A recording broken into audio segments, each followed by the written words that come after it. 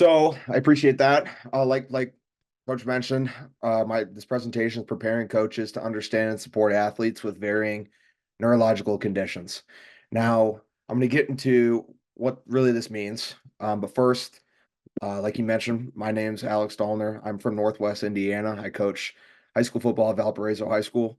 I also coach wrestling and in several Special Olympic sports for athletes with developmental disabilities. As you can see that here, I'm also a certified therapeutic recreation specialist. So I provide recreational therapy services right now for people with developmental disabilities, but I have in the past also worked heavily in the behavioral health sector as well, in both inpatient psych and residential behavioral health. I take what I do very seriously. I'm very passionate about it with combining both of these fields together, and ultimately with what I do is I provide individuals a chance at a better life and a chance to expand on their interests um, the best that I can. And that stands for understanding what they're going through, their home situation, their personal situation, and their life so far, and taking it all and creating the best plan for them. I'd be happy to explain that at any other time. I love talking about my job. So to get started with this presentation, simple common neurological conditions. Now, neurological is brain. So that's the first thing that we should be thinking of when we think of that word neurological. And so with that being said, we cannot see these disorders. It's purely inside. It's what's within. So some common neurological conditions that excuse me, that we may all be familiar with is first we have major depressive disorder, and I'm going to talk about the reason why I'm bringing this all up later on. But major depressive disorder, persistent sadness, it's over a long period of time. It's the most common type of depression, and this is found a lot in today's society with both adults and young ones, specifically teenagers. We're seeing it a lot in our youth nowadays more than ever, and it's something to be more aware of as we continue on, especially with us being coaches in the sport of football, because we work with a lot of different athletes. We work with many different types of athletes. I mean, there's football teams upwards of 100 athletes, so it's in depression can affect a lot of them. Second, we have generalized anxiety disorder, one of the most common types of anxiety. When you hear someone have an anxiety attack, they could be experiencing a diagnosis of generalized anxiety disorder. We may not know that until we get to know the athlete more as we continue working with them. Socialized anxiety disorder or social anxiety disorder, simply not the you don't enjoy being around a lot of people. It's hard for you to talk to others. You're very shy, things like that. Bipolar disorder. There could be different types of episodes, whether that be manic episodes or depressive episodes. And there's different types of bipolar disorder as well, um, just broken up into different stages. Suicidal ideation. This is a big one that I'm going to focus on today, with talking with all of you. Suicidal ideation, again, not something we can see. However, we could see behaviors and different things leading up to someone with the intent of taking their own life. Autism spectrum disorder. Similar to all the previous ones I just talked about, there are different levels, and I know it's very general, but just for the sake of time, I'm giving just a brief overview. Um, it's focuses on also on behavior, in someone's functioning and response to stimuli. And then ADHD, another very common neurological condition. Affects focus. There's different types of ADHD as well. I know it just seems like it's a common theme here, but it's true. There are different types of ADHD. One being just having straight inattentiveness, another one having the hyperactivity component. Um, Previously known as ADD, but now it's just ADHD, either with a hyperactivity component or just mainly focus on inattentive part. So, common theme with all of these, there's multiple stages, there's multiple kinds. of each. A lot of times, or with all of them, we focus on behavior and how someone acts, right? We can't see this. This isn't physical. We could see how someone acts, we could see their behaviors. That's what we have to kind of go on. And I think that's important to really note here, especially in our athletes. And I'm going to be talking about later on how athletes go through a lot in order to be the best version of themselves that they can in the sport. And because of that, they can develop one or many of these conditions. So some current facts that I have regarding some of the conditions that I covered. So at first, I talk about depression, right? Approximately 280 million people in the world have depression. Now, that is an insane number to think about. 280 million people in the world. Yes, that is the world and not just the United States. However, it's important to note that that number is very high. I mean, it doesn't take someone a long time to realize that is a very high number. And how many of that 280 million are kids? How many of that 280 million partake in athletics, school athletics or community athletics? It's more to dig into. Second, an estimated 31.1% of US adults experience an anxiety disorder at some point in their lives. Now, I just want to say I'm going over these facts just to give you a rundown of what it looks like today. It's I want to put this in your minds because we tend to focus on our own circle, our own bubble, our own team, when really there's a lot more. There's a lot more that goes into it. We have to focus on the individual instead of the team as a whole sometimes. And I know in football, it's the number one team game in the world, but we have to put our players above everyone, since they are under our care. So regarding that anxiety statistic, it's over 30% of US adults. Yes, they are adults, but anxiety stems from somewhere. It could be situational, it could also be genetic. So something to keep in mind as well. In 2022, I'm sorry, suicide was the second leading cause of death for people ages 10 to 14 and 25 to 34. There's a difference in those age gaps. 25 to 34, the average brain is fully developed. Your frontal lobe is developed. 10 to 14, that's adolescent years. Now, since those are about 10, 15 years apart from each other, there's a huge change in one's life in that 10 to 15 years. 10 to 14, you're still in school. They could be experiencing bullying. They could be experiencing a home situation. And this is why it's important for us to know our players. 25 to 34, that could be someone experiencing financial issues, someone who may also be experiencing a family issue. That's why there's more under the seam. It's not just they just go through life and expect everything to go peachy. And as for us, as for coaches, that 25 to 34 range, that's professional sports. I mean, we see from time to time some of these professional athletes, including football players. Junior Seau is an example, who take their own life, who is in that age range. And so even though someone is an adult, it's still important to notice their needs, as well as the behaviors that they may be showing. Next, 1 in 36 children ages 5 to 17 in the US have autism spectrum disorder. Now, this statistic changes by the year. At one point, it was 1 in 53, then it was 1 in 49. Now it's 1 in 36.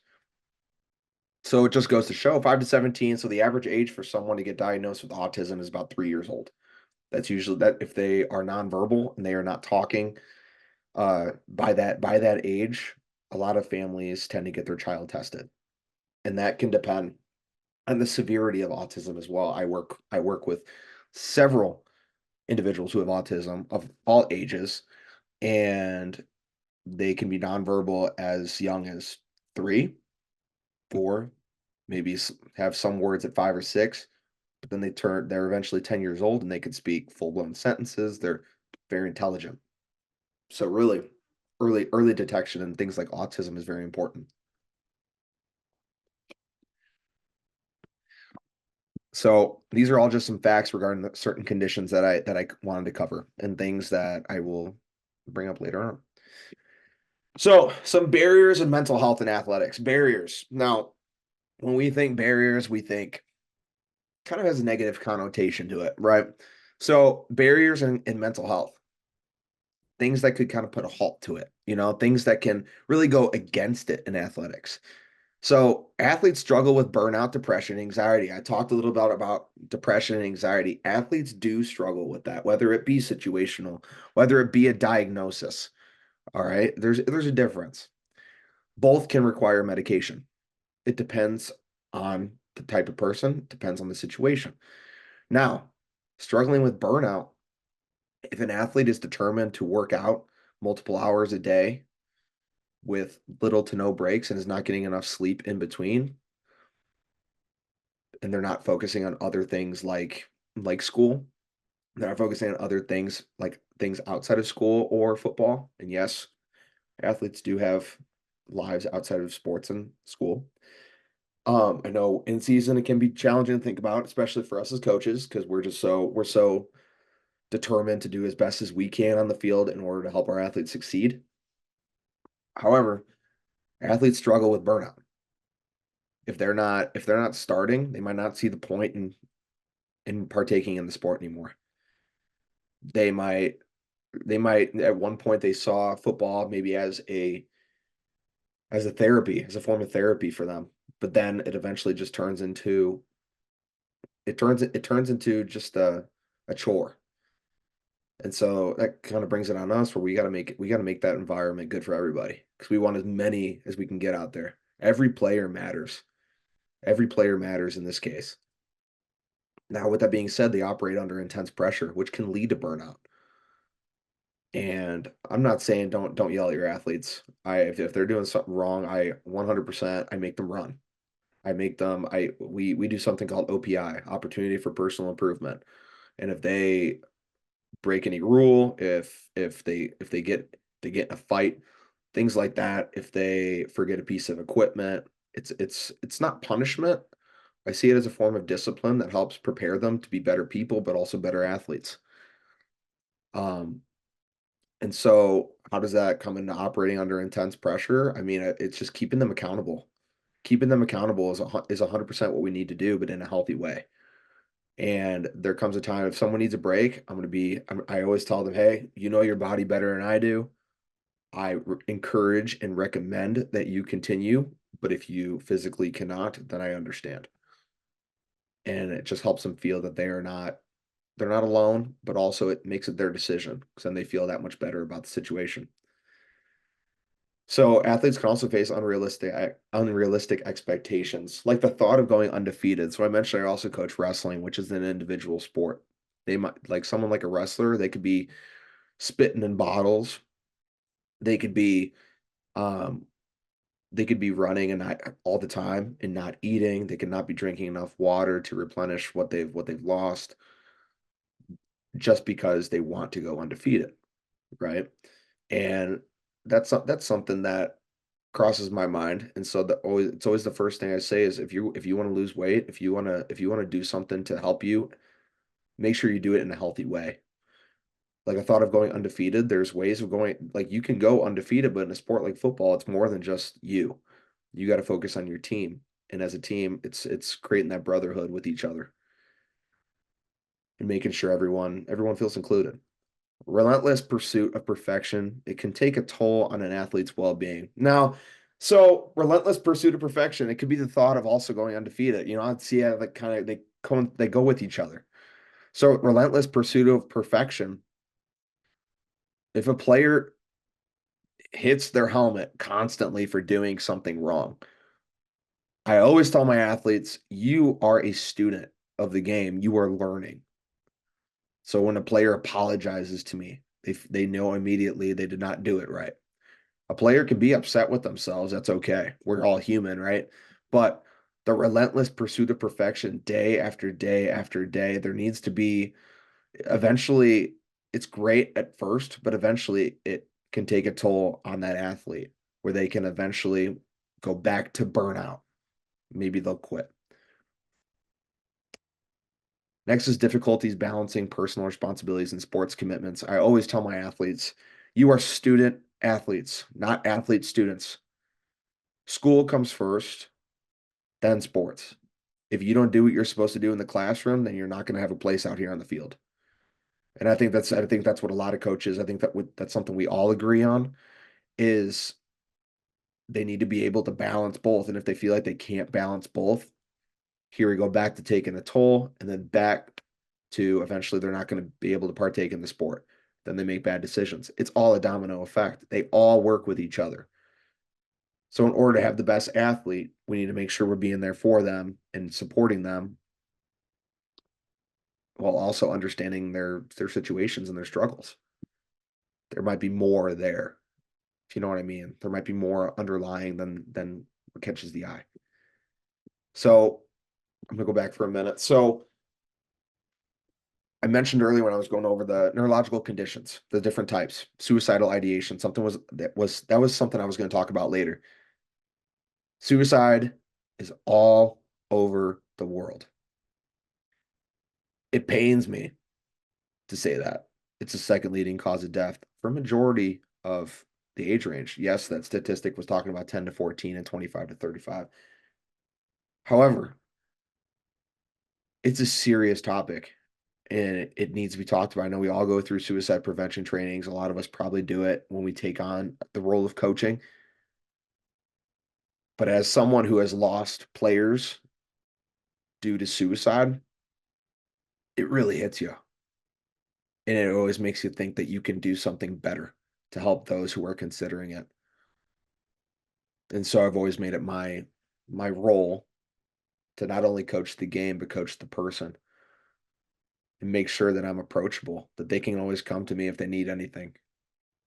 And so with that being said, I'm going to talk about Tyler Helinski. I don't know if any of you are familiar with Tyler Helinski, but this was a story that made it on ESPN as it shows in the picture, New York Times.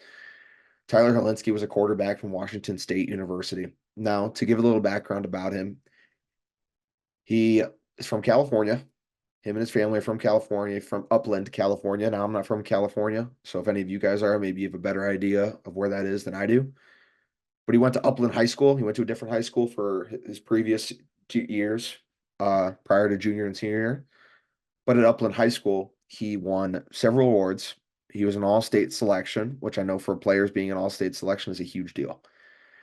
Um, he was known as one of the top quarterbacks in the state of California his senior year. Something similar that some NFL quarterbacks have had that honor. So it goes to show the kind of quarterback that he was. A lot of his teammates and coaches said that he was a go-getter. He was first one there, last one to leave. It's what we all want from our players. He was that person that kids strive to be. And then he eventually got his chance to play college football. Got some offers, went to Washington State University, and he redshirted. So he wasn't set to play his first year, but he eventually, in his sophomore year, became a starting quarterback. And you got to think, one quarterback on the field, it's everyone's dream to play starting quarterback for a Division I university. So in that year, he threw for 1,176 yards in 2017. He completed 130 of 179 passes. So he didn't just come in for a little bit. He came in and stayed. He made coaches know that, hey, this is my spot. I'm not going to let anyone take it. And then January 16, 2018 rolled around. There was a practice, and he was 21 years old, so he was still enrolled at Washington State University. There was a practice, and upon showing up at his apartment, they found him dead, lying on the ground by an apparent gunshot wound. And right by his side was a suicide note that was found next to him. The suicide note was not made public, nor should it be. But you got to think as his family, his friends, his teammates coming home from practice and finding out your starting quarterback took his own life and not knowing why. It makes you think. It makes you think constantly about what was so wrong in his life. He was a starting quarterback for a Division I university in the Pac-12. He was a he earned his way. He started as a sophomore, which is very rare in college football. He had a team behind him. He had brothers.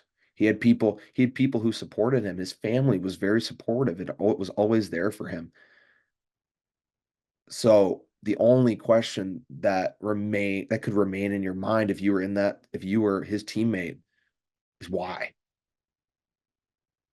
What made him so sad? What made him so angry? What were his emotions? What was going through his head when he chose to hold that gun up to himself? These are answers that we'll never know. And as coaches, we all have a chance to be there for our players. Every single player. At least just let them know we're there for them. Something as simple as that. So when breaking down the Tyler Helinski story, there are positives. There are good things to the story, believe it or not. There's always a good part to the story. The positives. He was a successful football player on the field. He was a great student. He had a very supportive family. He had a very supportive fan base. People from his high school adored him.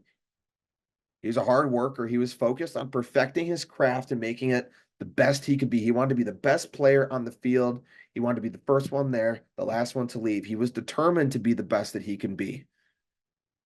There are positives to every story, but the positives are what people focus on when really, sure, we can think about those positives, but we have to think about the areas to notice too. The areas to notice with Tyler specifically, there was no reported mental health treatment when he was alive. If so, there wasn't a lot of if someone showed behaviors with the intent to harm or kill themselves, there would be ongoing counseling for that person. As someone who has been in behavioral health in a professional role, there is counseling. There is counseling if someone has the intent to hurt themselves or others. He refused to quit trying to charge to win. Now, the relentless pursuit of perfection that we were talking about. So what that means is he didn't want to push no more. He didn't want any more. He was quieter, um, which leads me to he kept to himself and hid his pain. A lot of people who struggle with these types of challenges keep to themselves. Maybe they'll hide away. They won't open up. And it just feels like you're trying to dig and dig and dig till eventually you can't.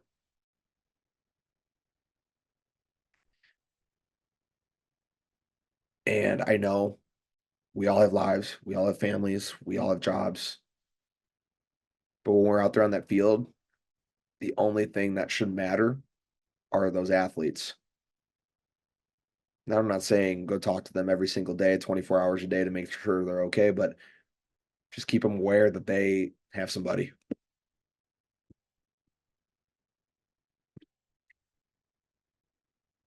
Now, that was the Tyler Helinski story. Now we talk about suicide prevention as a whole. Communication is key with families. So we don't know everyone's situation. Someone could have a single mom.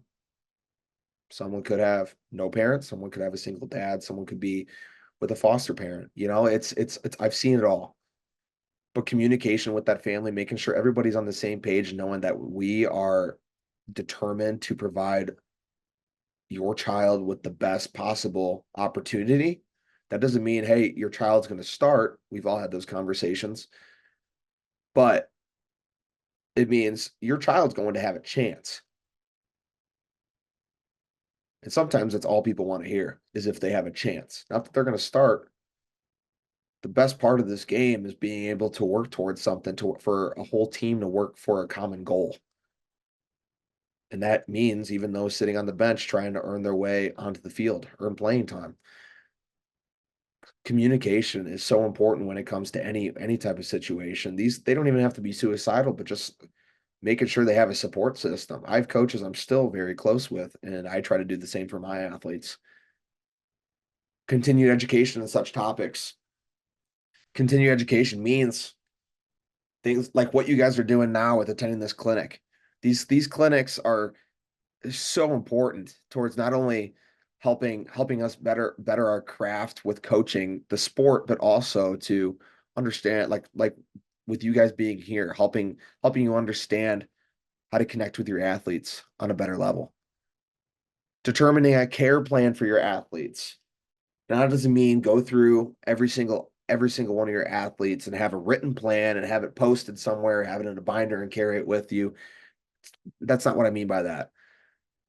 A lot of times, like I mentioned earlier, we can pick the players that we feel like are struggling just by their behaviors, by what they're showing. Are they sitting alone?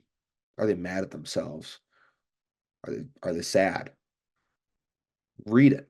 We have to read the situation. And if you notice that, communicate with the families and develop a plan. We're mandated reporters. That doesn't mean that doesn't only mean if a child is being abused. That means that also means if a child is a threat to themselves or others. And if they are a threat to themselves or others, then it's our responsibility to speak up and do something about it before something bad happens. We've seen too many stories in the news every day about how people had the chance to step up and they didn't, or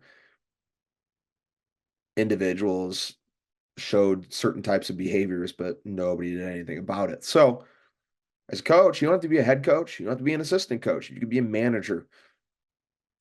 And it's important to realize that they're here to play a sport.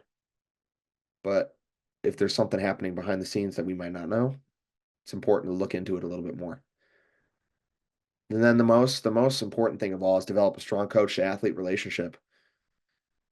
So, like I said earlier, I'm not saying text all your athletes. I No, that's obviously goes against a lot of protocol, but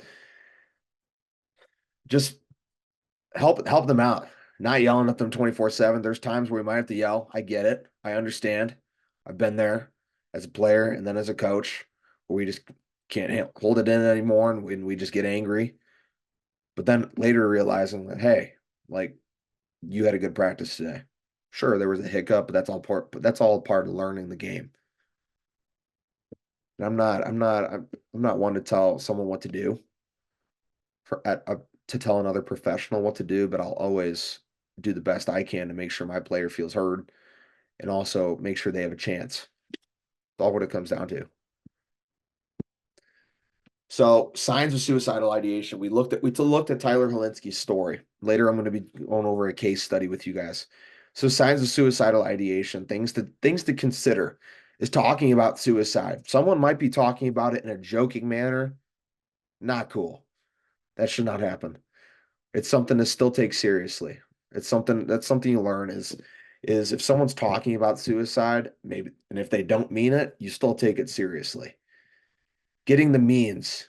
If someone has been really down on themselves, they've shown signs of suicide by negative behaviors. Maybe they're distant and they go buy a firearm.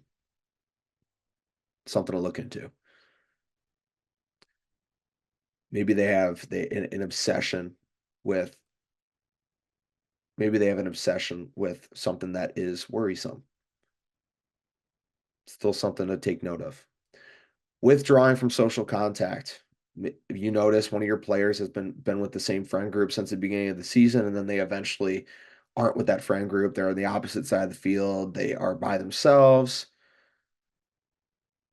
That's a sign. feelings of hopelessness. You're talking to a player and they show that they're just done. You could tell they're not trying. You could tell that maybe there's something else going on. These are all things that you can sense. A player's not going to come to you and just say, "Hey, I'm feeling hopeless today." It doesn't work that way. Especially males. Male athletes tend to keep to themselves. It's just the statistic. Increased substance use.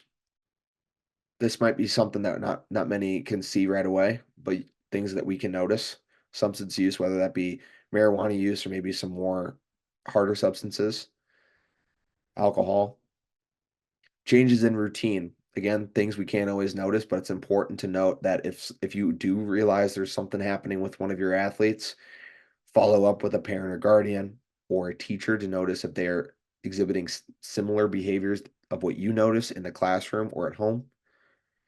Giving away belongings.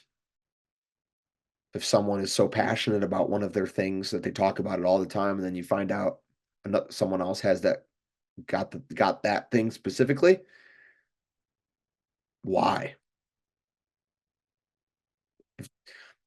Someone like I'm a big autograph collector. Someone has an autograph, why? And I give it to somebody. I'm sorry, if I have an autograph that I love so much that I talk about my favorite player in the world, and then next thing you know, I give it to someone who I'm not even close with. Why? There must be a reason. Risky behaviors. Risky behaviors. Anything that really doesn't really symbolize that person. Something different. Something that you notice that really doesn't mesh. Saying goodbyes, personality changes. You know someone very well. You have them in your class if you're a teacher. You have them also on the field and you notice that they're a different person when they're out in the field. So it makes you think something might be happening that you should be more aware of. Neurological influences. Now, the neurological influences, I have this in relation to suicide as a whole. So somebody who may be attempting to take their own life, they could have previous suicide attempts and they just weren't successful. Maybe they weren't successful on purpose. Maybe they weren't successful on accident. Either way, they have previous suicide attempts.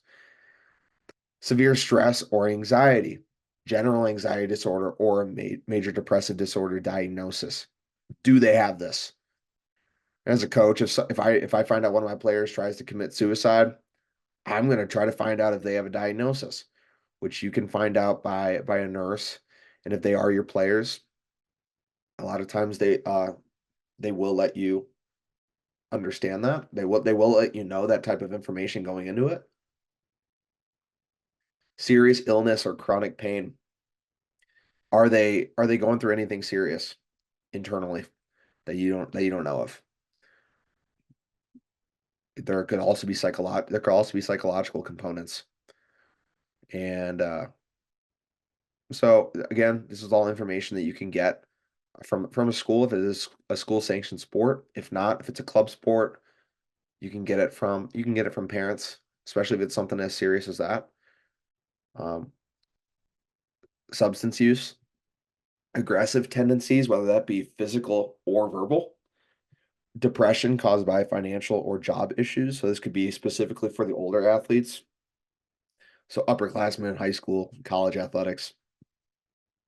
Maybe their family is struggling financially, or maybe they're struggling financially and they can't afford to live in an apartment, dorms, you name it. PTSD, post-traumatic stress disorder, or history of adverse childhood experiences, whether that be any type of abuse or trauma that could have happened to them in their younger years or even currently. Again, mandated reporters, if we notice anything out of the ordinary for these athletes, whether that be any type of bruises or any type of marks or scratches, it's important for us to speak up and say something about it. For example, I had an athlete who had cut marks on their arm, and the cut marks on the arm looked like they were from herself on purpose. And so I will ask the athlete straight up, be like, "Hey, what happened to your arm? And if I notice any type of change in voice or maybe being distant, not looking at me, maybe trying to walk away, and it's something to be concerned about.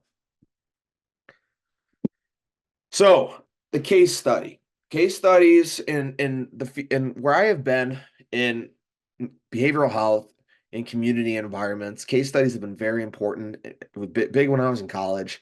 Really helps me realize situations. Case studies can be fictional, they can be non-fictional. You know, they could be a true story and just switching up the name. In reality, it's all possible. When I say fiction, it's realistic fiction. It can happen. So I'm just gonna read this case study, and then we're just gonna go through it. Leo has been playing football for 6 years and loves the game. He's a starter for the Westville High School football team and plays defensive end. His parents recently went through a divorce, and he is an only child. Leo is not a very talkative individual and usually keeps to himself. When home, he chooses to stay in his room and plays video games. He primarily lives with his mom and his dad lives 2 towns over. So, split parents.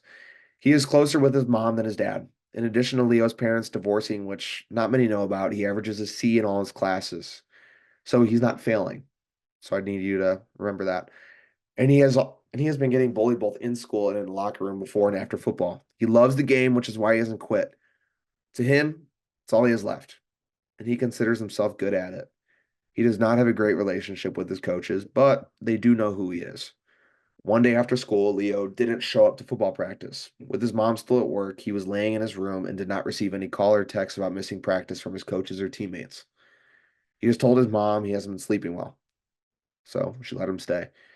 He was also going through items in his room, determining which items to give away. All Leo was thinking of was how hopeless he was and how one thing after the next kept going wrong. Leo went to school the next day, and his mom went in his room to pick up his laundry and found a possible suicide note and his belongings separated into groups. Leo's mom called the school. Now, before I move on, there are positives to this story. I know it is crazy to think about because it seems one thing, it's like what Leo said, one thing after another kept going wrong. But there are positives. There are always positives to a situation. And I always tell my clients, my athletes to always look at the good things. Always focus on the good things. Now, there might be some bad things that happen in life. I understand that. Again, we're human, but there are always positives. Always positives. Now, with that being said, the positives are he loves the game of football and he thinks he's good at it. How many kids think they're good at something? I mean, it's especially kids who struggle with these types of with neurological conditions. The fact that he thinks he is good at football and that is the reason he is playing it for the love of the game, that is a huge positive. Some kids play just because maybe they're forced to by their parents. Maybe their friends are doing it, but they don't really love the game. He loves the game. He wants to keep playing. He wants to eat because it's one thing he has. There's always a positive to a situation. But with negatives, he's getting bullied. Now, we don't know the extent of bullying. It could be name calling, it could be physical. It could be something severe. Just that he was being bullied. And that's very important to note because there are different forms of bullying. And we're not going to go over the different types of bullying because I feel like it's pretty self-explanatory. But if an athlete tells me they're getting bullied, I'm going to investigate the situation. I don't tolerate with that on my teams. Parents going through a divorce. Divorce is more common today than it has been in the past. But the effect on a child that divorce can have can vary. And for Leo, obviously it isn't going that well. He didn't show up to practice. Now, I know everybody runs a team differently. I always like athletes telling me in some capacity, tell me the day before, email me. Always try to communicate with me. And again, this is where communication comes in handy, especially where I coach at the middle school level as well. And with that in particular, I want parents and athletes to email me. So that way the athlete is learning to take responsibility for their actions. So if they're not going to be there, they need to communicate, but also the parent can confirm. So the signs present, the signs that we talked about with suicide prevention, he's distant. He's not talking to anybody. He's not talking to his mom. His mom hasn't even asked. He lets him stay at home by himself, which sometimes is okay. But if someone is exhibiting some negative behaviors, I'm not going to let them just hang out by themselves. Going through belongings. Now, someone could be going through the belongings to clean their room. Cool, awesome. But the fact that they were separated and then there ended up being a note. Again, we don't know what was on the note. It's a very general case study, but you got to look at all the small things because it's like what I said earlier. If someone's just talking about suicide, we have to take it seriously. Yes, things in the case study were not very specific. However, we have to take it seriously. So here's the coach's response to improving the environment altogether. Understand ways to help your athletes. For example, encouraging communication. I've said it several times, encouraging communication as a whole. Football is a brother, the football team is a brotherhood. You guys are all one. It's the best team game in the world. If kids just learn how to communicate amongst each other, all they have to do is include the coach. That's why it's important to have that coach to athlete relationship. But also encouraging self-care. Self-care, I mentioned I'm a recreational therapist. Self-care is my game every day. Self-care could be go home and if you're musically inclined, go do something with your instrument. Go draw, go color, go do something that is relaxing. Do something that is mindfulness oriented and focus on the moment. Focus on the moment. When you're at football practice, let that be your therapy. Let everything outside of football disappear for 2 hours while you are here practicing and have the time of your life. Go hit somebody legally. Go go learn the plays. If you need to take a break from school, learn the football plays. I I would love to have more of my players know the plays because that means I have more depth on my offensive line. And then also complete training programs. Complete training programs, not just general programs, but things that are focused on coaches, things that are focused on athletics, like for my company, ExpandAbilities. My colleague, Robert Harris, and I created the ExpandAbilities Coach Certification Program. And we created the certification program with the intent of having a therapeutic approach to it. The program provides you with tools and a stronger understanding on how to help athletes who may be struggling with such challenges or conditions. So more about the certification.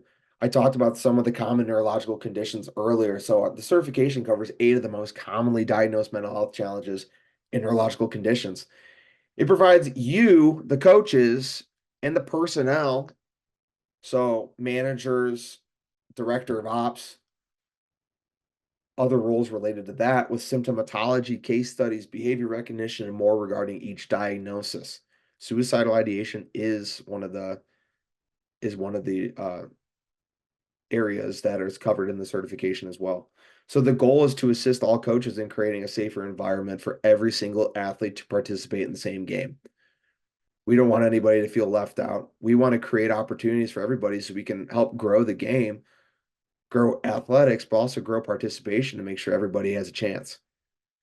So this was all created with the intentional purpose to advocate and create opportunities for all athletes to participate and succeed, to make them feel like they have a part in something.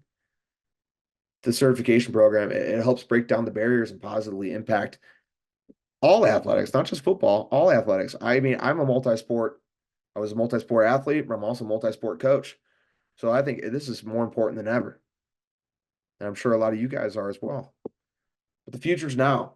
Help those athletes who are struggling by expressing empathy, showing them that you're there with them, that you understand what they're going through, that we have been there, and help them build resilience, help them be confident in themselves and their abilities and their actions, and help them take responsibility for their emotions. A lot of people are afraid to express their emotions, but we got to show them that it's okay. It's okay to speak up. Speak up, and we'll get you the help that you need. This is a pivotal time in their life as an athlete, as a student. And so for us being there in their corner to help them, to help them, just help them. We can help them be the best athlete, of course, by being their coach, but we can also help them be the best person because we got to think they spend more time with us as coaches than they spend with their own families when we're in season. So why not take that time and expand on it and grow? As coaches, it's our responsibility to be that mentor for our athletes, to watch them and help them succeed. Here are some resources that I have for you guys from the CDC, the Tyler Helinski Hope Foundation. It's his story. They created a foundation to honor him. Different things to look for. Some important resources, as I talked about suicidal ideation a lot during the presentation. I talked about it because there's so many neurological conditions that can tie into someone wanting to or completing taking their own life. Here are some resources that I want you guys to be aware of if you don't already. Some very important stuff that you can pass on to your organizations, your schools, and your teams and your athletes. I want to thank you very much for taking the time to tonight to be here and listen to this. I know it's not X's and O's football related like most of the Glazier Clinic presentations are. I've been going to Glazier Clinics for a long time, and I can't thank this organization enough for letting me speak. If you are interested in certification, if you're interested in learning more or just having a conversation, here's my email. So feel free to shoot me an email at your earliest convenience if you would like, and I'd be happy to talk to every single one of you. I think creating the best place for all athletes to succeed is the core of this, and that's the goal with this. And so again, thank you very much, and thank you for attending this clinic. I hope you guys took away something.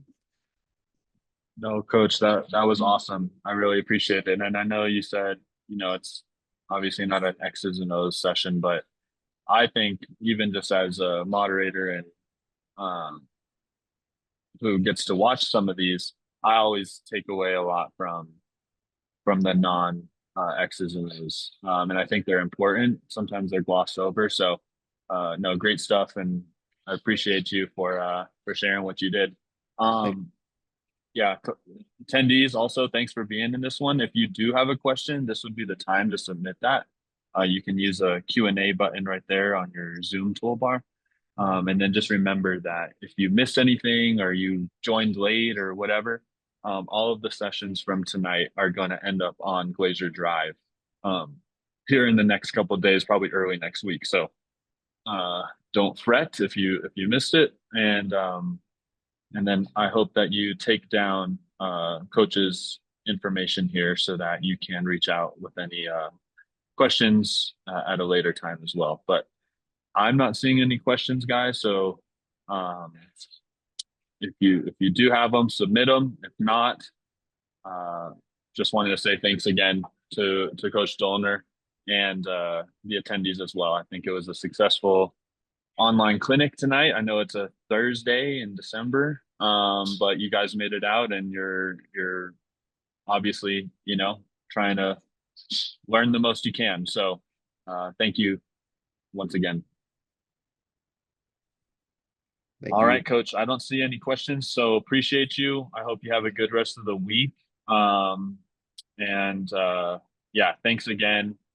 I think it's really important, and appreciate what you're doing out there. Thank you so much. Awesome. All right, we'll see you soon. All right. Thank you. Yep. Bye.